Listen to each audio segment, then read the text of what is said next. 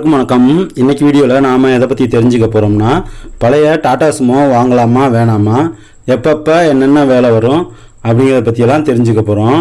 1990 காலகட்டத்திலிருந்து 2019 வரைக்கும் Tata Sumo successful மாடலில் தான் விற்பனை ஆகிக்கிட்டு இருந்துச்சு.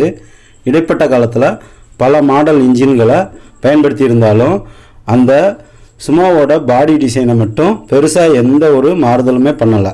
ஒரு சில சின்ன சின்ன ஸ்டிக்கரிங் சேஞ்சிங் தான் பண்ணியிருந்தாங்க. அதே நேரத்தில் இந்த சுமோவில் ஆரம்பத்தில் சாதாரண இன்ஜின் மட்டும்தான் வந்துச்சு. ஏசி இன்பில்ட்டாக வந்ததால் அந்த மாடலை சுமோ டீலக்ஸ் அப்படின்னு குறிப்பிட்டாங்க. அப்புறம் பவர் ஸ்டேரிங் இன்பில்ட்டாக வந்ததால் சுமோ இஎக்ஸ் அப்படின்னு குறிப்பிட்டாங்க. அதுக்கப்புறம் காவல்துறைக்கு விற்பனை பண்ண வாகனங்கள் மற்றும் அந்த காலகட்டத்தில் விற்பனை பண்ணினப்போ ஸ்பெசியோ அப்படின்னு ஒரு இன்ஜினை அறிமுகப்படுத்தினாங்க. அதோட என்ஜின் பார்த்தீங்கன்னா 407 என்ஜின் தான். அதனால் என்ஜின் சவுண்டு கொஞ்சம் அதிகமாக இருந்ததால் அதை கொஞ்ச நாள்லேயே ஸ்டாப் பண்ணிட்டாங்க. அதுக்கப்புறம் சுமோ விக்டா அப்படிங்கிற மாடலை ரிலீஸ் பண்ணாங்க. இந்த இன்ஜின் முதலாக வந்த இன்ஜின் தான். அதில் ஒரு சில மாறுதல்கள் மட்டும்தான் பண்ணியிருந்தாங்க. இந்த மாடல் ஃபுல் ஆப்ஷன் மாடலாகவும் கொடுத்துருந்தாங்க. அதுபோக இந்த சுமோ விக்டா என்ஜினில் சவுண்டு ரொம்ப ஸ்மூத்தாக இருக்கும். இந்த மாடல் என்ஜின் தான் மற்ற மாடல் என்ஜினை காட்டிலும் ரொம்ப சக்ஸஸ்ஃபுல் மாடலாக இருந்துச்சு.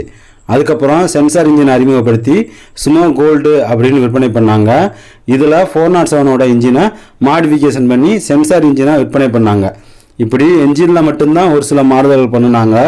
மற்றபடி வண்டியோட அவுட்லுக்கில் எந்த மாறுதலும் பண்ணலை. ஸ்டிக்கரிங்கை தவிர பெருசாக ஒன்றும் சேஞ்ச் பண்ணலை. இந்த வண்டியோட சிசி பார்த்தீங்க அப்படின்னா 1948 சிசியில் ஒரு மாடலும், 1978 சிசியில் ஒரு மாடலும், 2956 சிசியில் ஒரு மாடலும், மொத்தம் 3 வேரியண்ட்டில் இருந்துச்சு.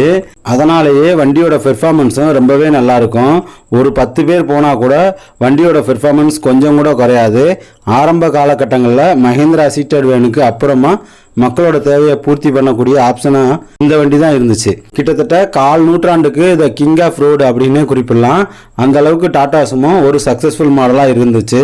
ஏன் இப்போ வரைக்கும் கூட 2 ஃபேமிலி போகக்கூடிய அளவுக்கு ஒரு பெரிய வண்டியாக வாங்கணும்னு நினைக்கிறவங்க சுமோவை தான் தேர்ந்தெடுப்பாங்க. இன்னோவா டவேரா போன்ற நிறைய மாடல்கள் இருந்தாலும் பட்ஜெட் விஷயத்தில் ஒரு செகண்ட் ஹேண்ட் வண்டி வாங்கணும் அப்படின்னா பெரும்பாலும் இந்த வண்டியை தான் வாங்க முற்படுவாங்க. வண்டியை பார்க்கும்போதே ஒரு கம்பீரமான தோற்றத்தை கொடுக்கும். அதனாலேயே ஆரம்ப காலகட்டத்தில் இந்த வண்டியை அரசியல்வாதிகள் அதிகமாக பயன்படுத்தினாங்க. இப்போ அந்த ட்ரெண்டு மாறிடுச்சு. இந்த வண்டியோட மைலேஜ் பார்த்தீங்கன்னா 12 கிலோமீட்டர் தாராளமாக கிடைக்கும். இந்த இன்ஜினோட லைஃப் பார்த்தீங்க அப்படின்னா நம்ம ஒழுங்காக பராமரித்தோம் அப்படின்னா கிட்டத்தட்ட 4 லட்சம் கிலோமீட்டர் வரைக்கும் கூட எந்த ஒரு பிரச்சனையும் வந்ததில்லை. அந்த மாதிரியான ஒரு நல்ல டைப்பான இன்ஜின் தான் இது. Timing belt, radiator, coolant oil மெயின்டெனன்ஸ்னு கரெக்டாக வச்சுக்கிட்டா ஹெட்டு வேலை வராது. சப்போஸ் கவனிக்காமல் விட்டு டைமிங் பெல்ட்டு கட்டாச்சுன்னா ஒரு 10,000 ரூபாயாவது செலவாகும். இந்த வண்டியோட என்ஜின் ஆயில் கெப்பாசிட்டி பார்த்தோம் அப்படின்னா 7 லிட்டரு 15க்கு 40 கிரேட் ஆயில் தான் பயன்படுத்தணும். ஒவ்வொரு 7000 கிலோமீட்டர் டு 10,000 கிலோமீட்டருக்குள்ளே ஆயில் சர்வீஸ் செய்யணும். 10,000 கிலோமீட்டர் ஓட 1 வருஷம் ஆகுமே அப்படின்னு நினச்சிங்கன்னா 6 மாதத்துக்கு ஒரு தடவையாவது ஆயில் சேஞ்ச் பண்ணிக்கணும். ஆயில் சேஞ்ச் பண்ணும்போது ஆயில் ஃபில்ட்ரு, டீசல் ஃபில்ட்ரு அவசியம் மாற்றணும். ஏர் ஃபில்டரை அப்பப்போ ஏர் பிடிச்சி சுத்தம் செய்து போட்டுக்கணும். ஒவ்வொரு 40,000 கிலோமீட்டருக்கு ஒரு தடவையாவது ஏர் ஃபில்டரை மாற்றணும் அப்படிங்கிறத தெரிஞ்சுக்குங்க. இந்த ஜென்ரல் சர்வீஸுக்கு குறைஞ்சபட்சம் 3000லேருந்து 4000 ரூபா வரைக்கும் செலவாகும் அப்படிங்கிறதையும் தெரிஞ்சுக்குங்க.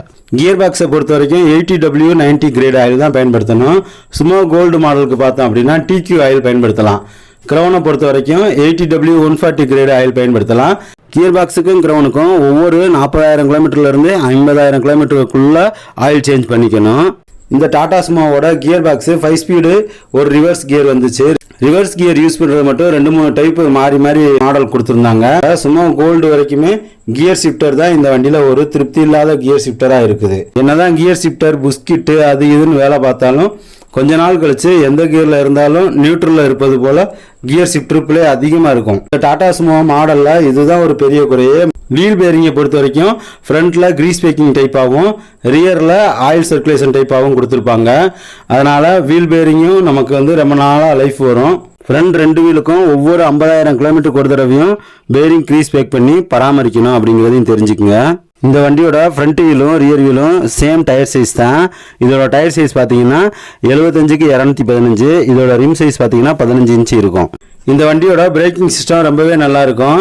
ஃப்ரண்ட்டில் டிஸ்க் பிரேக்கும் ரியரில் ட்ரம் பிரேக்கும் கொடுத்துருப்பாங்க. அதே மாதிரி இதோட சஸ்பென்ஷன் பார்த்தீங்கன்னா ரொம்பவே ஸ்மூத்தாக இருக்கும். ஃப்ரண்ட் சஸ்பென்ஷன் கம்ப்ளீட்டாக பார்த்தா மட்டும் ஒரு 10,000 ரூபாய்க்கு மேலே செலவாகும். மற்றபடி வண்டியோட சேசிஸ் ஃப்ரேம்லாம் நல்லா டிசைன் பண்ணியிருப்பாங்க. சேஸ் கட் ஆகிற ப்ராப்ளம்லாம் வராது. பாடி மட்டும் அங்கங்கே ரஸ்ட்டு ஃபார்ம் ஆகிருக்கும். வீலுக்கும் ஸ்டியரிங்க்கும் நிறைய எண்டு கனெக்ஷன் இருப்பதனால பவர் ஸ்டியரிங் இல்லைன்னா இந்த வண்டியை திருப்புறது ரொம்ப ரொம்ப கஷ்டமான ஒரு விஷயமா இருக்கும். இக்னிஷியை ஆன் பண்ணோன்னே இந்த engine oil light, battery light எல்லாம் எரியும். அதே நேரத்தில் வண்டியை ஸ்டார்ட் பண்ணிட்டோம் அப்படின்னா இந்த 2 லைட்டுமே ஆஃப் ஆயிடணும்.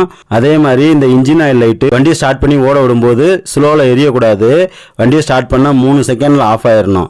அப்படி ஸ்லோவில் எரியுது, ரேஸ் பண்ணால் மட்டும்தான் ஆஃப் ஆகுது அப்படின்னா ஆயில் பம்பு ப்ரெஷர் வந்து கம்மியாக இருக்குது, அந்த இன்ஜின் எப்போ வேணாலும் வேலை வரலாம் அப்படிங்கிறதையும் தெரிஞ்சுக்குங்க.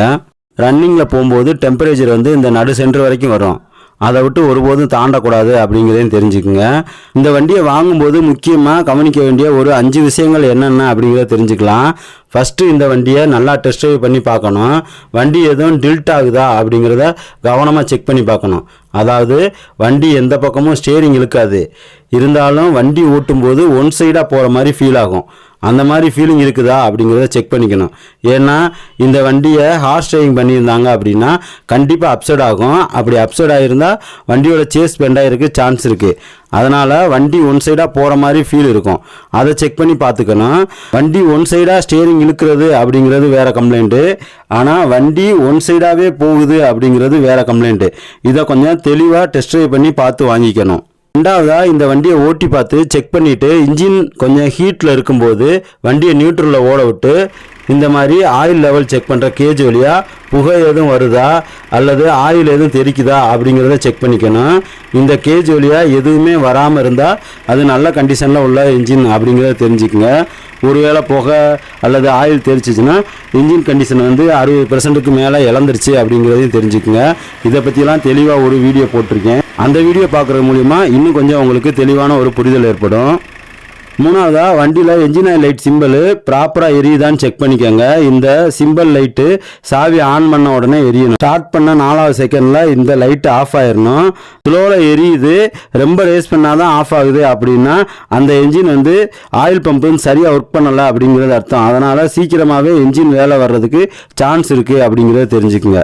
4வதாக டெம்பரேச்சர் எதுவும் உடனே ரைஸ் ஆகுதா அப்படின்னு பார்க்கணும். ஓட்டி பார்த்துட்டு வந்து ஃப்ரண்ட்டில் வந்து இந்த டப்பாவை சூடாக இருக்குதான்னு செக் பண்ணி பார்க்கணும். அப்படி சூடாக இருந்தால் வண்டியில் ஹெட்டு வேலை வரப்போகுது அப்படிங்கிறதையும் தெரிஞ்சுக்குங்க. 5வதாக ஜென்ரலாக வண்டியில் ஏதாவது நாய்ஸ் இருக்குதா அப்படிங்கிறத பார்த்துக்கணும். வண்டியில் பிளாக் ஸ்மோக் வருதா, ஒயிட் ஸ்மோக் வருதா அப்படிங்கிறத செக் பண்ணிக்கோங்க. லைட்டாக பிளாக் ஸ்மோக் வந்தால் ஒன்றும் பிரச்சனை இல்லை, ஒயிட் ஸ்மோக் மட்டும் வரக்கூடாது அப்படிங்கிறத தெரிஞ்சுக்குங்க. அவ்வளோதான். இந்த மாதிரி எல்லாம் செக் பண்ணி பார்த்து வாங்கணும். மற்றபடி RC book, NOC, insurance, FC date இதெல்லாம் செக் பண்ணி பார்த்து வாங்குறது எப்படி அப்படின்னு நம்ம சேனலில் ஏற்கனவே ஒரு வீடியோ போட்டிருக்கோம். அந்த வீடியோவையும் முழுசாக பார்த்து தெரிஞ்சுக்கோங்க. மற்றபடி காமனாக எல்லா வண்டிக்கும் வர மாதிரி தான் வேலை வரும். உங்களுக்கு அதிகப்படியான தண்ட செலவு எதுவும் பெருசாக ஒன்றும் வச்சிடாது. இது ஒரு 7 சீட்டராகவும் எடுத்துக்கலாம், 10 சீட்டர் வெஹிக்கிளாகவும் எடுத்துக்கலாம். நம்ம குடும்ப தேவைக்கு ஏற்றாப்படி மிகச் சரியான வண்டியாக இந்த வண்டியை நம்ம எடுத்துக்கலாம். குறைகள் அப்படின்னு ஒன்றும் பெருசாக சொல்லிட முடியாது. இப்போ வரைக்கும் இதோட ஸ்பேர் பார்ட்ஸ் எல்லாமே தாராளமாக கிடைக்குது. அதனால் இந்த வண்டியை வாங்கணும்னு நினச்சிங்கன்னா தாராளமாக வாங்கலாம். சுமோவை பொறுத்த வரைக்கும் இன்றைக்கும் மக்கள்கிட்ட நல்ல சக்ஸஸ்ஃபுல் மாடலாக தான் இருக்குது. இந்த வண்டியோட பில்டு குவாலிட்டி தான் இந்த வண்டியோட சக்ஸஸ்ஃபுல்லுக்கு ஒரு முக்கியமான காரணம். இதில் சுமோ கோல்டு மட்டும் சரியாக போகலை அப்படிங்கிறத தெரிஞ்சுக்குங்க. அதுக்கு காரணம் வண்டி ஃபெயிலியர் கிடையாது. புது வண்டி மார்க்கெட்டில் மற்ற வண்டிகளோட விலையோட கம்பேர் பண்ணும்போது வேறு சில மாடல்கள் பெஸ்ட்டாக இருந்ததால் சுமோ கோல்டு வண்டியை விற்பனையும் குறைஞ்சிருச்சு. வண்டியும் ஸ்டாப் பண்ணிட்டாங்க. மற்றபடி சுமோ கோல்டு நல்லா தான் இருக்கும். இதுக்கு இடைப்பட்ட காலகட்டத்தில் சுமோ கிராண்டு அப்படின்னு ஒரு மாடல் அறிமுகப்படுத்தினாங்க. அந்த மாடல்லாம் பெரிய அளவில் சக்ஸஸ்ஃபுல்லாக போகலை. அதையெல்லாம் வாங்கிடாதீங்க. ஃபைனலாக இந்த வண்டியை வாங்கலாமா வேணாமா அப்படின்னு கேட்டிங்கன்னா தாராளமாக வாங்கலாம். இன்றைக்கி 2020 காலகட்டத்தில் இந்த வண்டி கொஞ்சம் அவுட் ஆஃப் ஃபேஷன் அப்படிங்கிற கான்செப்டில் மட்டும்தான் நம்மளால் அந்த வண்டியை வேணாம்னு தவிர்க்க முடியுமே ஒழிய மற்றபடி பெருசாக ஒன்றும் குறை சொல்ல முடியாது. இந்த வீடியோ உங்களுக்கு பிடிச்சிருந்துச்சுன்னா லைக் பண்ணுங்கள். மற்றவங்களும் பார்த்து தெரிஞ்சுக்கிட்டோம் அப்படின்னு நினச்சிங்கன்னா ஷேர் பண்ணுங்கள். மறக்காமல் நம்ம தமிழ் மெக்கானிக் சேனலை சப்ஸ்கிரைப் பண்ணுங்கள். நன்றி, வணக்கம்.